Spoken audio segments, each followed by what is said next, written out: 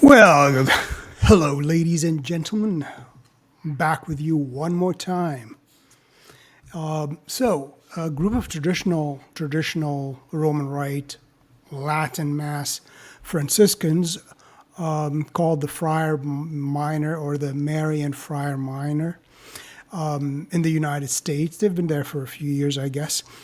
The bishop of that, so they were not, I guess, they were just some men joined together in prayer, formed basically a monastery or a friary, trying to follow the ancient rule of St. Francis, strict Franciscans.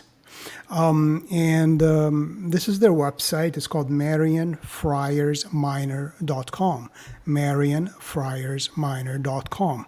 So you can go over that website if you like.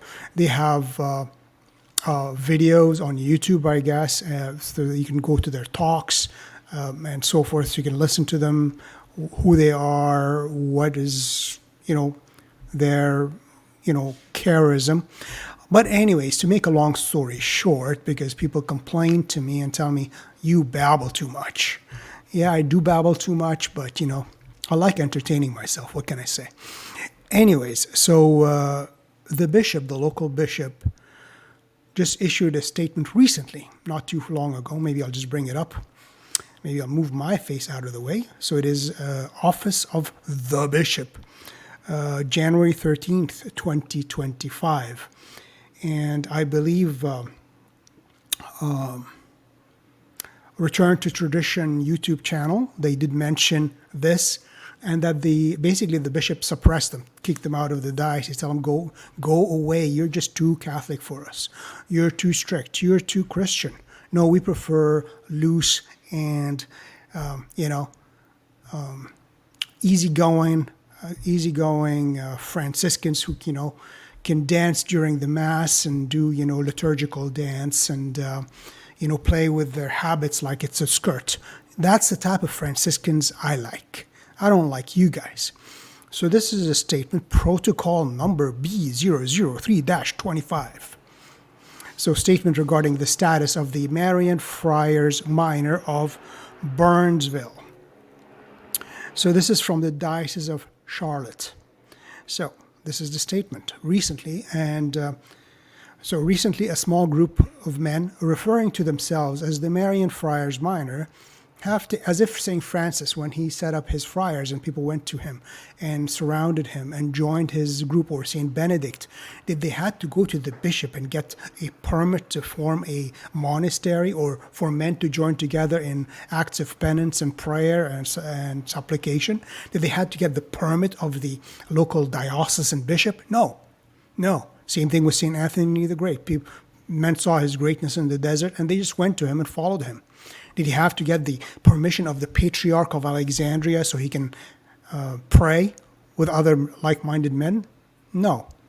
Anyways, so it says, recently a small group of men referring to themselves as the Marian Friars Minors have taken a residence in the Diocese of Charlotte, in particular in the Burnsville area.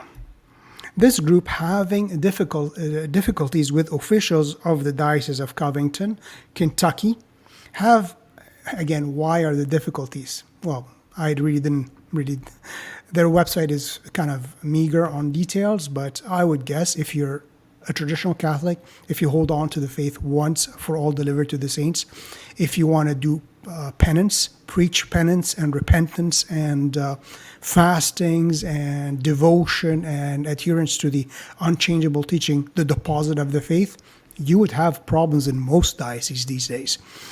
So anyways, they, after having difficulties in the Diocese of Covington, Kentucky, have moved to our diocese and are functioning without the permission of the Diocese of Charlotte. So a bunch of men want to join forces and pray together and pray the divine office and try to build a monastery for themselves, a friary to live together and pray and do penance and preach the truth. Do I need a permit from the diocese? Maybe in modern times, but that's kind of stupid if you ask me.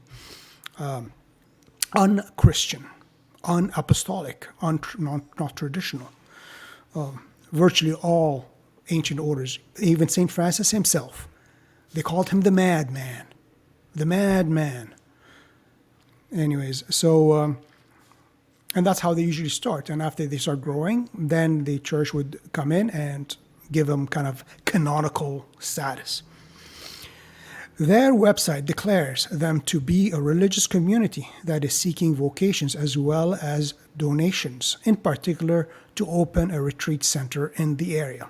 And I'm going to actually show you this part of their website because I'm wondering, what do they do with the money they already raised? I'm going to get to the story because there's a story after the story.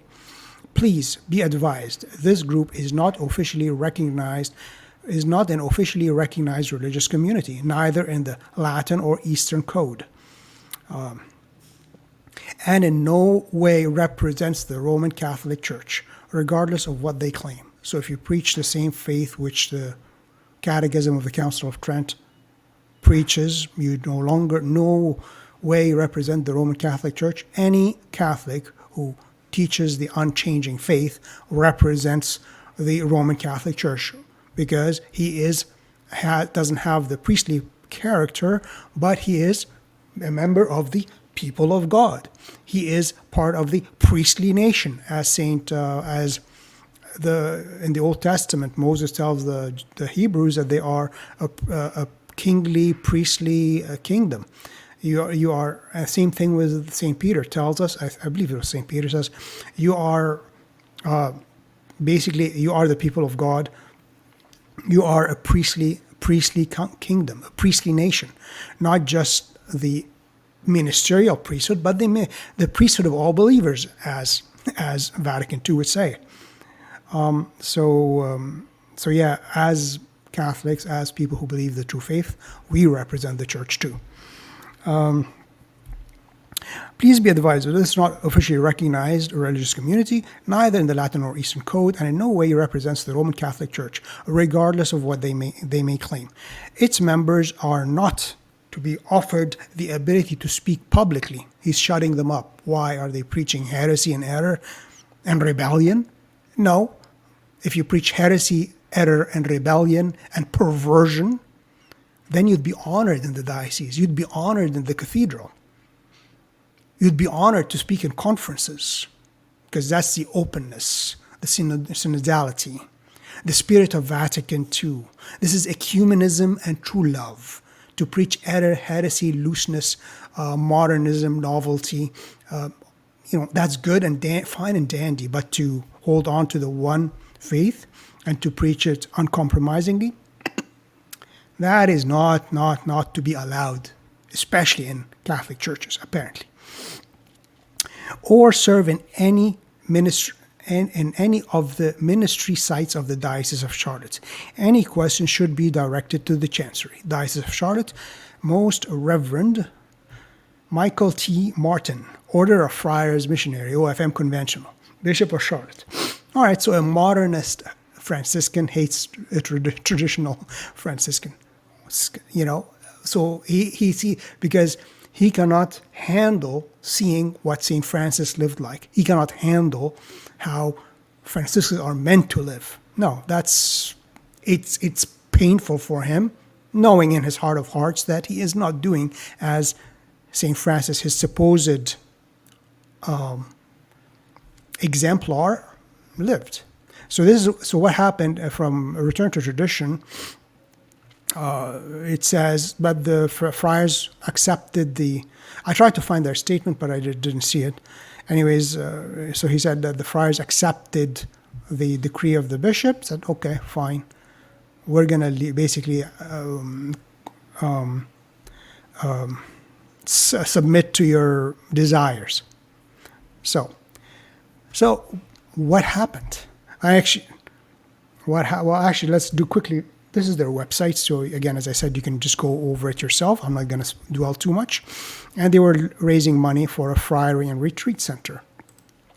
And there's a little video. It's on YouTube. Again, their YouTube channel is probably called Marian Friars Minor. Marian Friars Minor.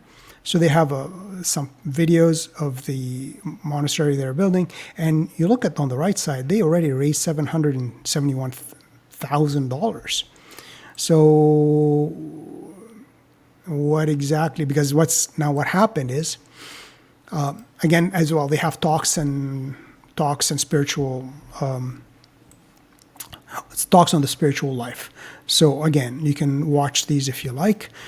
But what happened? So the bishop says, okay, these guys don't belong to us. Don't give them any money. Don't invite them. Don't support them. And these friars said, okay, fine. We're not allowed to live like St. Francis lived in the Latin Church, in the Roman Catholic Church. Fine. So what did they do? They joined Holy Transfiguration Monastery, a Byzantine Catholic monastery, as new members.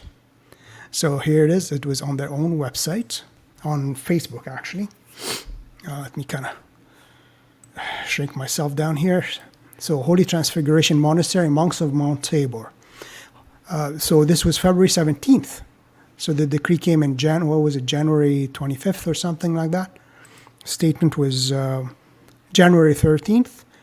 On February 17th, basically a month after, on Thursday. So this is a declaration from the Holy Transfiguration Monastery. It says, on Thursday, February 13th, on the eve of the following sleep of our Cyril, apostle of the Slavs, 11 brothers of the community of what has been known as the Marian Friars Minor were formally received into the monastic community of Holy Transfiguration Monastery, Monks of Mount Tabor. As we continue to develop Holy Annunciation Skeet in Western North Carolina. Please pray for our brothers Athanasius, Basil, Josaphat, Isaac, Sabas, Cyril, Leo, Sebastian, Pavlo, Longinus. We have been, these Byzantine monks are saying, we have been working together, so with the Friars Minor, these past 3 years. So they did not find them so objectionable, so evil, so unchristian or uncatholic. No, they've been working with them for the last 3 years. And in that time have been greatly inspired by their prayerful efforts of these men. That's why they had trouble in the diocese in Kentucky and in this other Charlotte, of these men, as they seek with us to pursue a life of humility and charity in building up the kingdom of God. So fine, you don't want us to be traditional Catholics following the tradition of Saint Francis. Fine, Bishop, supposed successor of the apostles, will obey you. And here is the monastery. They joined them officially, formally joined these monks, this monastery. So, and here's just a bit of a bigger picture. Let me see if I can expand it here a bit. Anyways, so beautiful. And here they are, the 11 friars minors, Marian friars minors, have been kicked out because they're just simply too Catholic. And here's another picture. Very nice picture. And finally, one last picture. Here it is. So this is the story of these attempted to be traditional Franciscan friars, but to do so would be not too good for the Catholic Church, apparently, the modern Catholic Church, apparently. So, fine, you don't want us, we'll go where we are desired. So, that is basically all I wanted to show you today, which is great news, actually, great news. So, yep. So, for the bishop who hated them, they all fine. We'll obey you. We'll accept your will. And we are going to go where we are accepted. So, fine. We're going to breathe with the Eastern lung, as Pope John Paul II would say, where tradition is held. And so you see this barrier, the iconostasis, the icon wall? In the West, in the Roman Rite, we had the root screen, where as well curtains would hang. And the root screen, which is, it's basically the barrier between the Holy of Holies, the Holies and the Holy of Holies, and being the high altar, and the nave, the people, where the court of the women and the court of the men, because men traditionally would sit on one side, women would be on the other side. And it should be really restored in all self-proclaimed traditional parishes. Restore the root screen. Restore the curtains. Yeah, that's all I wanted to show you. So hopefully you enjoyed this very short video. And maybe you should send donations to this Holy Annunciation Monastery. And because now they're taking care, they have embraced traditional Franciscan monks into their midst. So now we have a monastery which is breathing with the two lungs of the church, the East and the West. Anyways, that's it. That's all. Hopefully you enjoyed this video. Please like, subscribe, and share, and comment, and I'll see you next time. Bye-bye.